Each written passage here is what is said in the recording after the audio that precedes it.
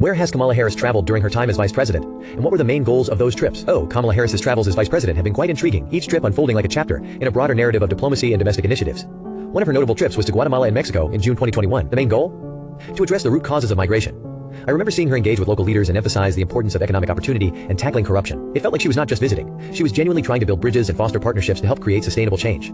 Then there was her trip to Asia, specifically to Vietnam and Singapore later that year. The main focus there was strengthening partnerships in the Indo-Pacific region. These countries are pivotal players in global supply chains, and her visit was a clear signal of the Biden administration's commitment to engaging with allies in the face of a rising China. It was fascinating to see her discussing important topics like trade, security, and climate change, laying the groundwork for collaborative efforts moving forward.